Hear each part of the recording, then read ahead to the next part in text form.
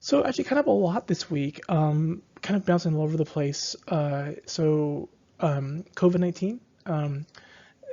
The federal government seems to be pulling back, and this is from the response, and this has been a continual thing. And there's been some reports about Republicans getting frustrated by that, mostly because they're in states where it's on the rise. If you're Marco Rubio in Florida, or what's it, Scott from I can't remember Scott, Senator Scott, Rick Scott from Florida, then you're going to be, you're gonna want to have the federal government be about a much more robust response.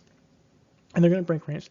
I think Trump has basically shifted focus to focus on his campaign, and that's his prerogative. It doesn't mean the federal government should shift their focus.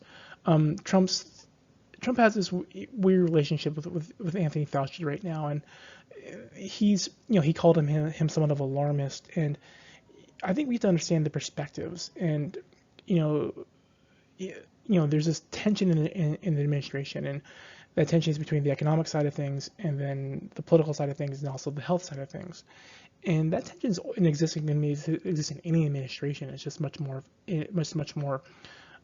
focused upon in this administration because of the nature of the administration, and because of the how political, I mean, how combative Trump has been with people of his own administration. Um, and you know, so the the push to to denigrate Anthony Fauci, or to distance them from him is is going to be is not unexpected. And I think Trump is creating this a very contradictory relationship where he's going to listen to him to some extent, but also going to undercut him as well. Different administrations would probably have handled this differently, but that tension is still going to exist. It was funny, it was interesting when the protests were going full force back in the beginning of the semester, of the summer session. There was a group of scientists, or healthcare scientists, who said they supported the right people to protest, and it was despite all the health risk and whatnot. It was very interesting. And what you had are health professional weighing the political people's right to speech and the right to protest, and the health consequences. And there's this tension there. It's not this one or the other. And the same with, with the economy. There's not one or the other. So we're seeing that play out with the White House. Um, and there really is that tension, right? I mean, the economy has now been shut down for 17 weeks. This is going to have, disastrous effects potentially upon the economy. So we need to. So it's not as if it's one or the other. But then again, I mean, conversely, you see in Nevada, in California, in Florida, in Arizona, these cases are spiking rapidly. We're not flattening the curve. And so where does the tension lie? Where's the answer? Where's the middle ground? I don't know. And but you also see Trump has pushed back quite a bit against certain things. Trump likes to be right, and the issue of the mask, the issues of the malaria drug, he still pushes those things, even though the masks seem to be needed. And on the mask, we'll talk about the mask. Let's take a minute to talk about the mask. The mask will become an interesting debate. There's people on the right who they say this is an issue of freedom and whatnot, and you know they really push back against the mask because they do all types of they claim this is an affront to all things freedom oriented, and this is the government telling you what to do. And you know I think that's a bit of hyperbole to be blunt. Masks, they do serve a purpose. And one of the problems we have is that the science is there's contradictory scientific reporting, right? And we're still learning about what is happening, what is the science around masks, and so we don't really know definitively, right? But the best science we have right now is that they do work at some level, and it's a good idea to use it. Is this the government forcing you to do something arduous? Not in my opinion, right? They're not depriving you of any real liberty other than you have to wear a mask in public. And so to me it's a bit of hyperbole. It kind of reminded me of when Nevada, when Clark County got rid of the blue cards for firearms. You used to have to register your firearms in Nevada. And I remember watching a news report where this gentleman's like, this is a symbol of tyranny. And I'm thinking in my head, like, I don't think it was ever used to prosecute anyone. It was a very minor inconvenience for gun owners. I don't understand what the big deal was. And there's a bit of hyperbole going on in there. And so, um, now we see is various states, Republican states, having mask orders, mandatory mask orders because of the rise and of the rise of cases, and people are pushing back. And it's a very bizarre pushback because at some level, um, the masks are a relatively minor inconvenience compared to the public health problem.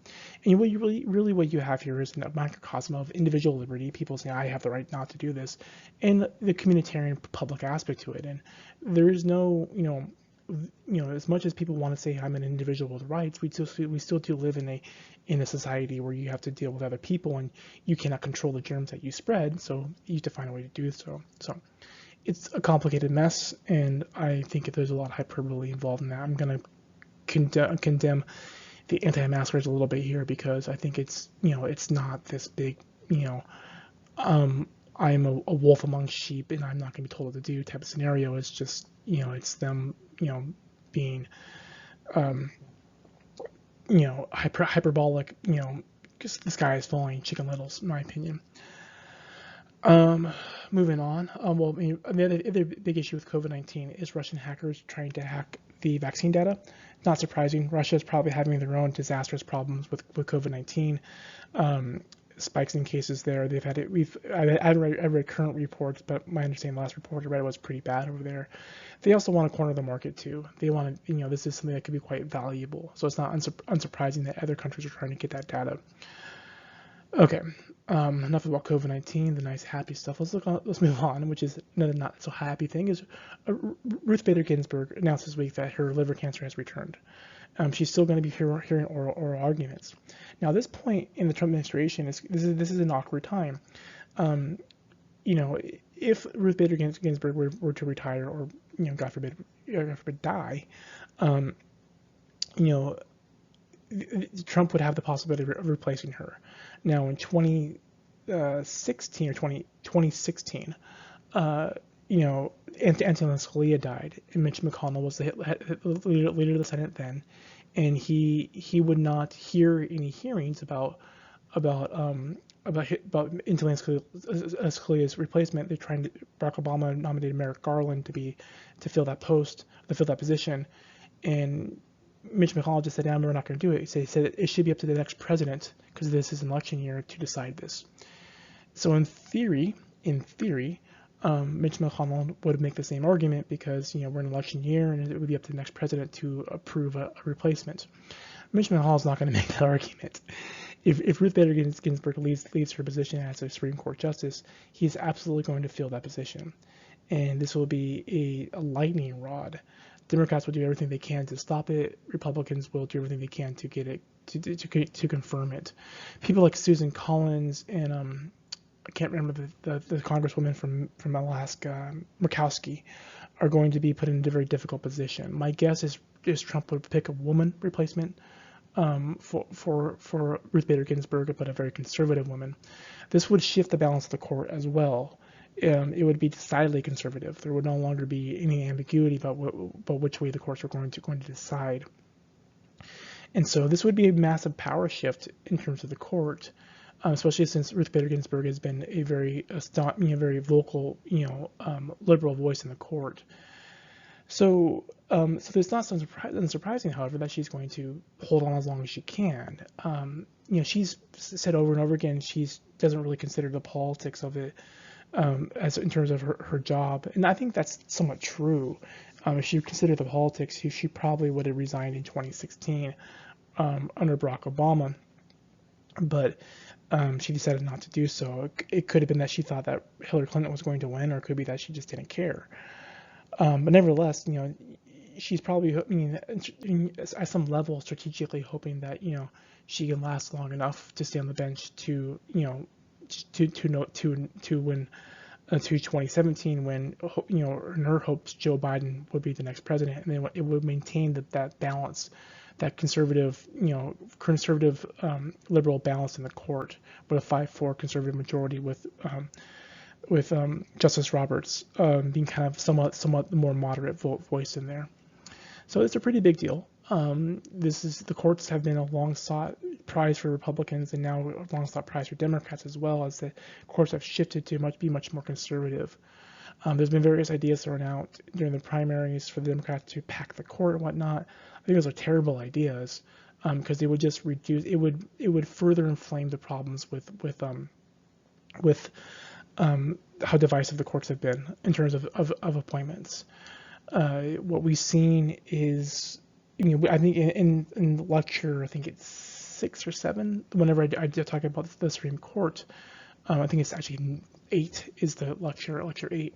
I've given the history where you had, under Reagan, Robert Bork was, very politically, attacked for his positions and was not confirmed, and you've had this back and forth ever since. And I think one of the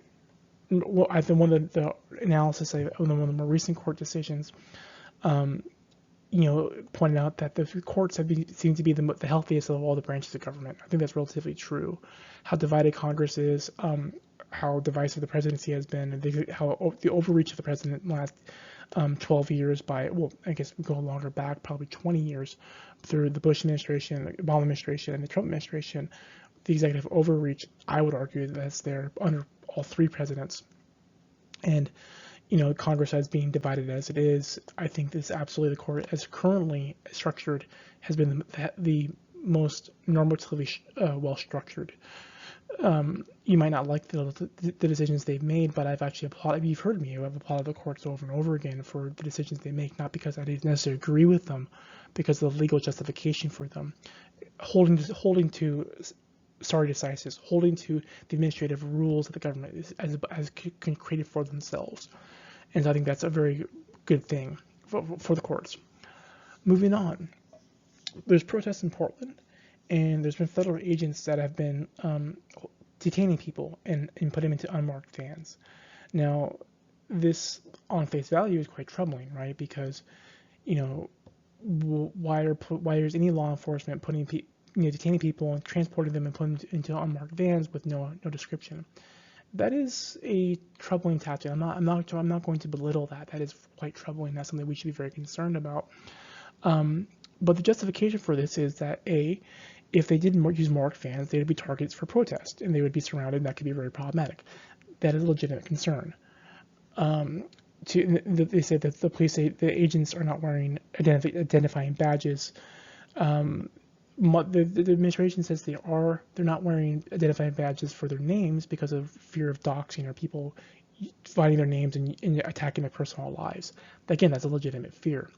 And the question is, why is the federal government involved in riots in Portland? Because the riots are involved around federal buildings, and in U.S. Marshal Service and U.S. Border Protection Service are federal law enforcement agencies that have been tasked to defend those places. Do they have a legal justification for detaining people? Yes, they do. The justification they've given is that the people they've detained have been either thought being involved in assaulting a federal agent or in destruction of federal property. So there's justification. Now the tactics they're using are troubling and problematic. Can they detain someone and then not charge them and put them in and transport them? That is questionable. I don't know if there's anything legally wrong with that. No, I mean, I'm not a lawyer, but on face value, I don't see any violation of someone's due process rights if they're not actually charged. But it is troubling. It is. I guess there would be potentially a Sixth Amendment, Fifth Amendment violation there. So there could possibly be a due process violation. It's certainly troubling. And so, but we also there's a justification for this. So what's the solution here? I don't really know. I don't know what the optimal way of handling this would be. Or what the right or wrong what the right decision it would be. The issue with there's a justification for the federal law enforcement protecting themselves and making sure they're not dogs, making sure that they're not surrounded by protesters. And think about it this way: if they're surrounded by protesters, how do you get out of that situation? You use force. And so that would mean pepper spray, tear gas, or other means, beanbags and whatnot. So there's a justification for that. But to transport people and detain people somewhat randomly is a troubling tactic. So that's what I'm gonna say about that. I don't really know what the optimal solution to that is, or what where to go with that. Other than that, they have justification, but their tactics are unsettling. Moving on. ICE rescinds the proposed regulations on foreign students. The administration backed down. This was a terrible rule in my opinion. There was no rule, no justification for it. The justification was that the since it's a purely so the justification, the rule was stated that students international students, foreign students whose schools have gone purely online, their student visas wouldn't be upheld. And I guess the argument being is they don't need to be here if it's online schooling. That's a pretty flimsy argument. There's lots of reasons why you still want people on the ground in the country because of just the amenities that we have in the United States, access to internet, and just the environment in general. Even though there's online schooling, it does, being a country away does matter. As I would argue, I've actually had students take this course while in China, traveling, and there was issues with that. So it does matter, and there was such pushback, and I would argue because there really wasn't much reason to do this. It's not as if this is not immigration. It's people traveling on it's a temporary visa. So when their visa's up, they have to leave. So it's not as if they're immigrating, which the administration seems to have a real problem with. So it was a bizarre rule. Moving on, John Lewis, Representative John Lewis, who was a representative. Let me double check where he was representative. I'm sorry. He's a representative from Georgia. I knew him and Elijah Cummings were two civil rights leaders. From the 1960s, who marched with marched with Martin Luther King, and various other Stokely Carmichael, all these various other civil rights leaders. So John Lewis and Elijah Cummings were stalwarts of the civil rights movement, and he passed away this week. He was a representative from Atlanta, and so I mean he was a big voice in the Democratic Party, obviously a civil rights leader. So it's a pretty big hit to the country, I would argue, to lose someone of his caliber. Republicans might not have agreed with him, but he still was a very thoughtful, very well spoken, and a very forceful leader. And I think that's something we should give him the respect that he's deserved. It's actually interesting. There was a push to rename, I think, a bridge in Georgia after him, and I was looking at sometimes when people ask to rename things, like I look at the justification. Sometimes I kind of roll my eyes because sometimes I think it's kind of thin. As my daughter cries, sorry. Sorry, I had to take care of my daughter. But anyways, so usually when they want to rename something, I'm a little resistant to that some of those ideas. But the bridge they want to name after Representative Lewis was named after like leader of the Ku Klux Klan. I'm like, you know what? That's actually a much better name. Member of the KKK or civil rights leader. I'm gonna go with the civil rights leader on this one. That seemed like pretty much a no-brainer. There's really no justification. Like, this guy, well, he was a member of the KKK or a leader of the KKK. That to me is, I don't see how. I don't care how resistant you are to some of these changes. I think a justifiable change in my opinion. Okay. Anyways, moving on. Eliot Engel, the representative from New York, lost his seat in a primary to a much more liberal candidate. And this is interesting to me because what you're seeing is the parties are shifting to the much more ideological extremes.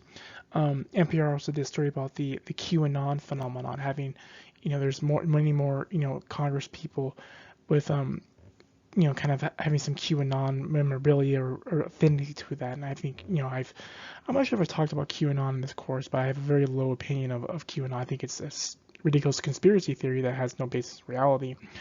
But nevertheless, and so what we see is, you have a much more liberal person, replacing, much more moderates, and that's going to shift the party, and it's going to shift the rhetoric of the party. Now that's going to be problematic when it comes into winning general elections because, Joe Biden's trying to come off as a moderate, and Donald Trump's trying to paint the entire party as very extreme, which is why Republicans tend to focus on Alexandria Ocasio-Cortez and Congresswoman Tlaib and Congresswoman Omar, because ideologically they're much more extreme than the rest of the party, and that's why they focus on them. And so the more the party pushes to the ideological extremes, the more problematic it can get for the party. Now, I mean, I've said in the course I have a real problem with how the parties have become much more ideologically stratified. That poses a whole host of problems in terms of Congress working together, Congress getting things done, and also just in terms of how people view their other fellow citizens, right? If they view their fellow citizens as, ideological extremists, then that's a problem.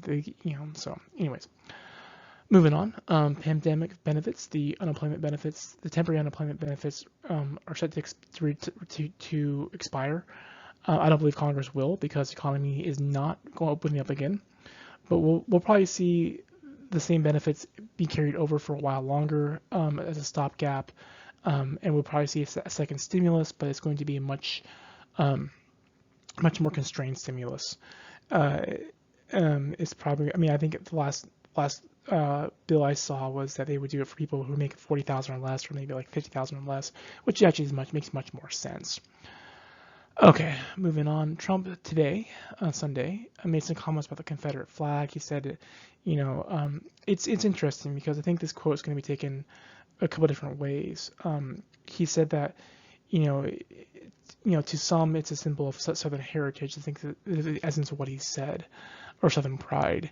And in one respect, he's absolutely right. And I've said this before: flags and monuments are symbols, and people make of it whatever they will.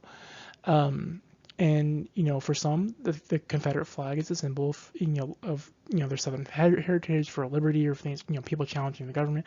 It absolutely is that. It's not a symbol of racism to those people.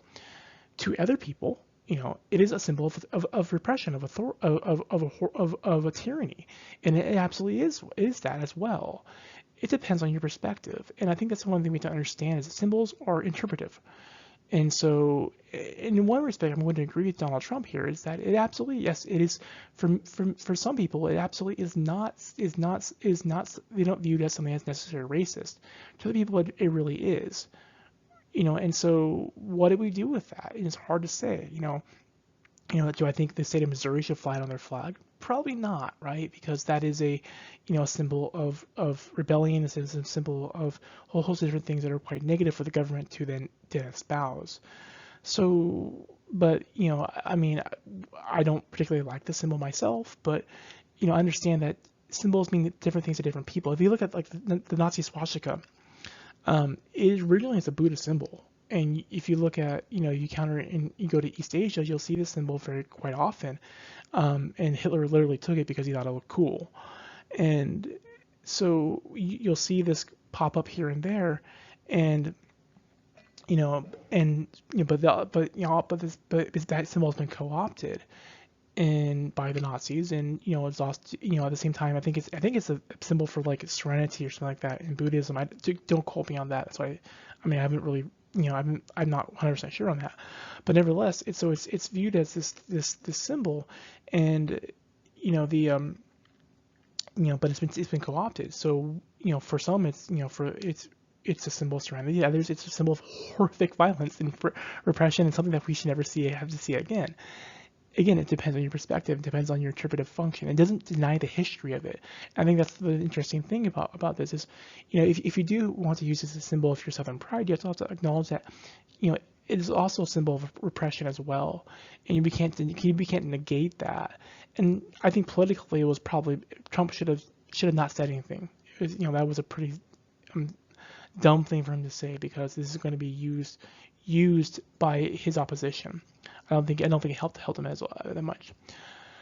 Moving on, the Nevada special session wrapped up this week, and they have budget cuts.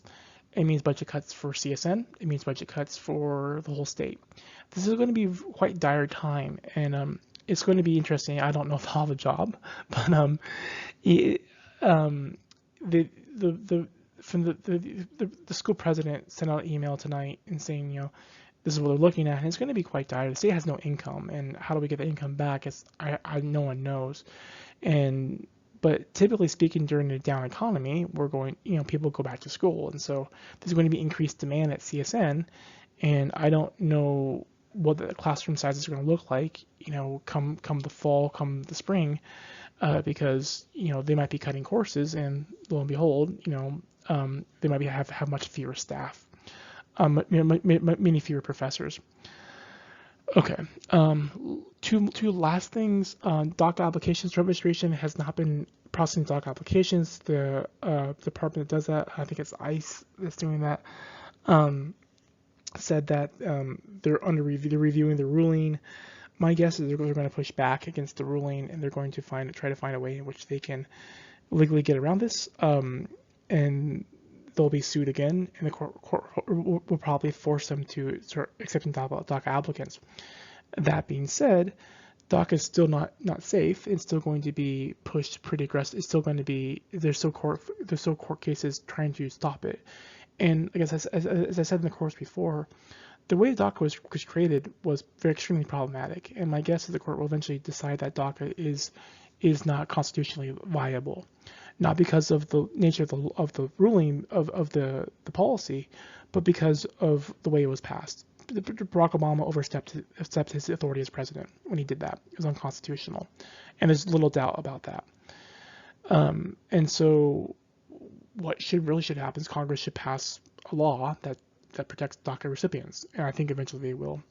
Last thing you have to ever hear from me is the Trump administration ended the special arrangement we've had with Hong Kong about tariffs, about trade, about all the host different things. We've treated Hong Kong differently, essentially, because of they've been more free, and we didn't treat them as we did the mainland, China, and because of Chinese laws and changes, they're making it basically mainland China is usurping the power or the autonomy of Hong Kong, which we should not be happy. No one should be happy about that. It is an affront to democracy and liberty and all types of wonderful things that China is not. The Trump administration has just rescinded that special treatment, and I'm actually going to applaud the administration for this because that's something they should do. The Chinese government has been treating Hong Kong poorly for a long time and treating their own citizens poorly, and we should not be happy with that. They are a repressive government. They are a dictatorial government, and they are not a good actor. And so this takes a stand up against the Chinese government. How it's not the strongest stance, but it is. I think it sends a message to China. I think I'm going to applaud the government for the administration for doing this. So that's it for me this week. Thank you for your time. Thank you for being a wonderful course. I really did appreciate your time, your effort, and being your professor. I wish I got to know you guys all personally, but if you have any questions or concerns, please let me know. If you have any questions beyond the course, let me know. I'm happy to answer questions. Stop calling me professor after that point. Call me by my first name. That's it for the course. Thank you. Appreciate it.